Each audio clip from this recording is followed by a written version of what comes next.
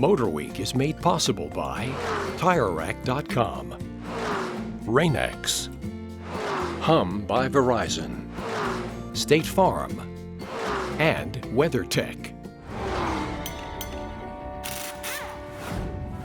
There's nothing quite like that new car smell, but in many cases that new car smell gives way to some rather pungent odors, not the least of which is the one that smells like dirty sweat socks.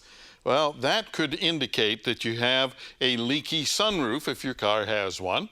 So you want to start out by looking at the drains in the sunroof. No, they're not waterproof, so water gets into them, but it has to drain out and not into the inside of the car.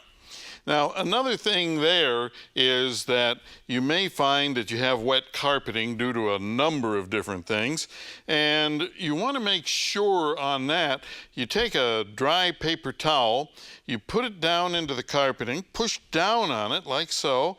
Whoa, we have wet carpeting, which stinks. Got to find the source. Another thing that can create that kind of odor is air conditioning. It's moist. Mold, mildew, and all kinds of nasty stuff grows in the ductwork around the air conditioning. So you may need products like these to eliminate the mold and deodorize the system. Next is a rotten egg smell. That usually means something is not quite right with the catalytic converter. Well, not necessarily the converter itself. It may be a tune-up issue or a leaky fuel injector or something like that. But it gives you an idea where you want to look, and pay close attention to leaky fuel injectors for that one. Now, the next one that we have is something that smells like burnt toast. And guess what smells like burnt toast? Burning wires. So you need to check the electrical system for problems.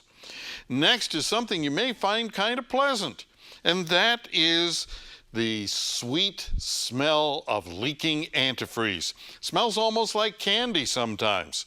So what you have to do in many cases to find these leaks is to use a dye that goes into the cooling system, or it can be used in oil and so on.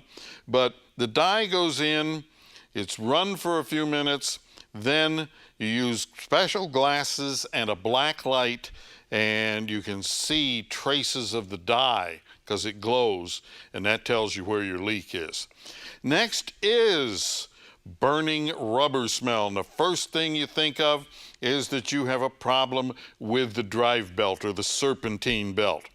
Something has seized up, the belt is slipping, and that slipping is heating the rubber up, and you have an issue and you have a burning rubber smell. Oh, by the way, if you have a teenager, may have nothing to do with the car at all, because stuff like this, well, teenager could be doing burnouts. So you want to check that out. And if you have a question or a comment, how about dropping me a line right here at MotorWeek?